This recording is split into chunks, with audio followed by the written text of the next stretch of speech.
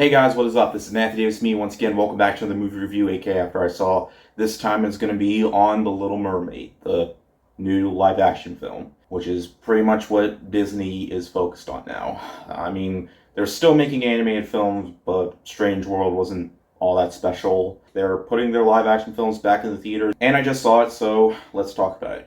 If you haven't seen the original film, the animated one, then the story is very simple. A mermaid princess wants to live up on the shore, and she wants to live on it more now after rescuing this prince from a storm. And from there, the only way she can become one with the world is if she becomes human herself. And that does happen, but it costs her a few things. Her voice, and of course, not being able to live underwater anymore. Now, when I was little, I did not like the original Little Mermaid. And honestly, I do not know why. Maybe it's just one of those instances where, it was about a girl, wanting to live life on the land and they were singing in it. So I was just pretty much like one of those kids, like, I don't like this. It's about a girl. Girls. I don't like girls. But there are actually times where I did have a VHS tape of the movie. And I played it a couple times at night while no one was watching. So, honestly, it was a movie I pretended to hate. Like, it was a movie that secretly I did enjoy when I was young. I don't know, I guess I was just afraid to admit it. It's just like with the Powerpuff Girls. Like, yeah, shockingly, back in the day, I did not like the Powerpuff Girls, but it was a show that I secretly liked, because I was kind of embarrassed to, tell others that I liked the Powerpuff Girls, but I liked Little Mermaid, I like Powerpuff Girls, and Little Mermaid I can say is an absolute classic and one of Disney's best films, and I just so happen to own the movie on 4K, so yeah, and I rewatched it last week, and phenomenal. What more can I say? So it would make sense that it would get the live-action treatment. Now, when it comes to their live-action films, honestly, some of them actually aren't that bad. I liked Cinderella, I liked Pete's Dragon. In fact, I thought Pete's Dragon was better than the original. And I think Jungle Book is probably their best one yet. In fact, it is. I think that movie is incredible, even better than the animated film. And hell, there are also those other ones that didn't get the most love from fans, like Beauty and the Beast, and Dumbo and Aladdin. So yeah, there really isn't a film that they made in their live action library that I necessarily hated, other than Pinocchio. That was awful. In fact, that movie just gets worse the more that I think about it. So yeah, I kind of feel the same way with Little Mermaid. Not that it's bad. In fact, this movie really wasn't bad at all. In fact, people criticized it immediately when Halle Bailey was cast in the movie, and I could definitely understand why, but she's the least of the movie's problems. In fact, she's the most of the movie's positives. I mean, she really shines in this movie. She has a beautiful singing voice, and honestly, I feel like she manages to put off a good enough role. Despite her look, it really shouldn't matter because it never bothered me in the slightest because she was just outstanding in the movie. But of course, a lot of the underwater sequences are green screen, so of course, because if they actually did do it underwater, they would all drown.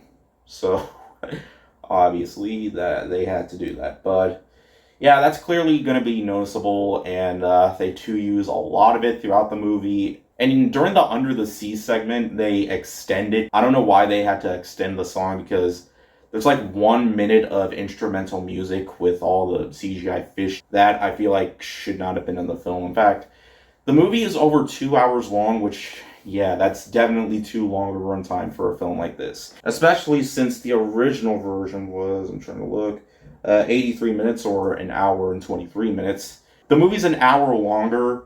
Well, I can definitely understand why, because the movie can't be entirely shot for shot.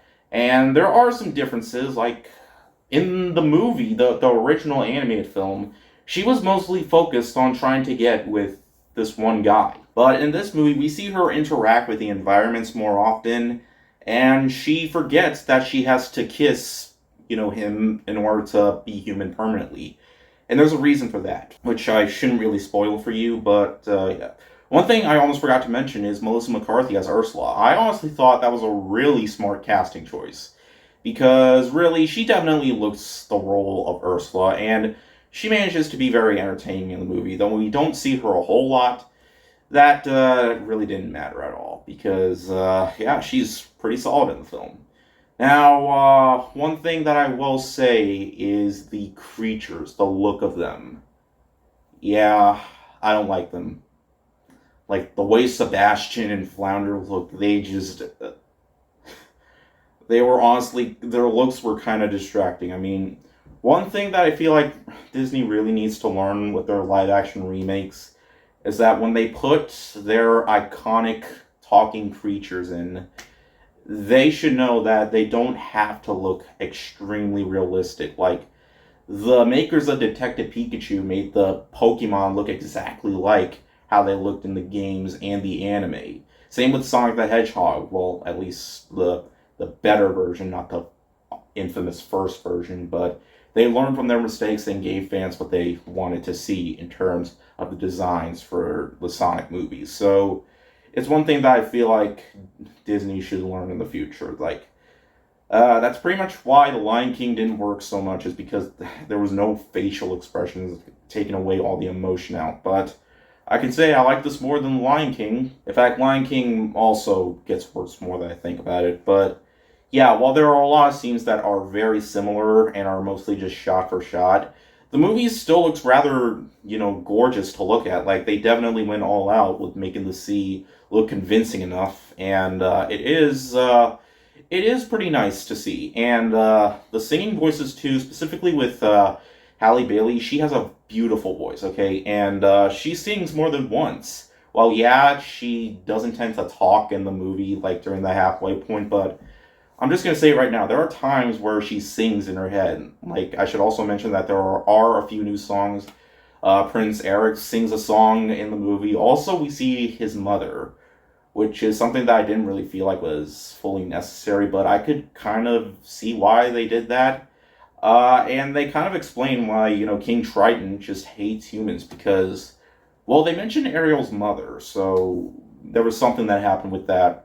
It's painfully obvious what happened. But there is one song that is sung by Scuttle, and that really did not need to be in the movie. I did not need to hear Scuttle sing, which I think Scuttle might be a girl in this one because he or she is voiced by Aquafina.